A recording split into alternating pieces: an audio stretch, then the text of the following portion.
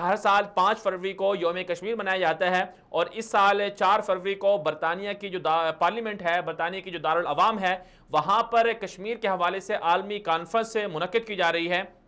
اور اس کانفرنس کا ہدف یہ ہے کہ دنیا کے سامنے جو کشمیر کے اندر مظالم ڈھائے جا رہے ہیں بھارت کی جانب سے، انہیں اجاگر کیا جائے، دنیا کو دکھایا جائے کہ کشمیر میں کیا کیا مظالم ڈھائے جا رہے ہیں۔ تو بھارت نے اس حوالے سے برطانیہ کی حکومت سے رابطہ کیا اور برطانوی حکومت کو کہا کہ آپ یہ کانفرنس نہ کروائیں۔ بھارت نے بڑا دباؤ ڈالا برطانیہ کے اوپر، لیکن برطانیہ نے انکار کر دیا۔ تو اس طرح سے بھارت کو جو ہے اس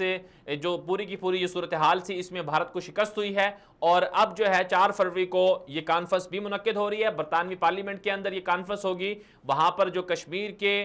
جو لوگ ہیں، کشمیر کمیٹی کی جو وہاں پر تنظیمیں ہیں، وہ ساری کی ساری اس میں شامل ہوں گی، اور ساتھ ساتھ جو پاکستان کے وزیر خارجہ ہیں شاہ محمود قریشی صاحب، ان کا بھی اس جو پارلیمنٹ ہے اس میں خطاب ہوگا، عالمی کانفرنس میں خطاب ہوگا۔ بھارتی بربریت، بھارتی جارحیت، مقبوضہ کشمیر میں نہتے عوام کا قتل عام اس کانفرنس میں اجاگر کیا جائے گا۔ دنیا کو بتایا جائے گا کہ عالمی دنیا کے سامنے بھارت جو اپنے آپ کو جمہوریت کا چیمپئن کہتا ہے، اس کا اصل چہرہ یہ ہے کہ وہ نہتے اور بے بس اور کمزور لوگوں پر گولیاں چلاتا ہے، انہیں قتل کرتا ہے، بچوں کے اوپر چھرے مار کر ان کو نابینا کیا جاتا ہے، اور پیلٹ گنوں کا استعمال کیا جاتا ہے، اور ہر سال تقریباً 1000 سے زائد جو ہیں وہ کشمیری جو ہیں بھارتی ظلم و جبر سے شہید ہو جاتے ہیں، اور بچے بھی جن میں شامل ہیں، خواتین کی عصمت دریاں ہوتی ہیں، اور ساتھ ساتھ بہت سے کشمیریوں کو جیلوں میں، عقوبت خانوں میں بھی رکھا جاتا ہے۔ یہ بہت اچھی بات ہے کہ کشمیر کے حوالے سے یہ عالمی کانفرنس برطانیہ کے اندر منعقد کی جا رہی ہے۔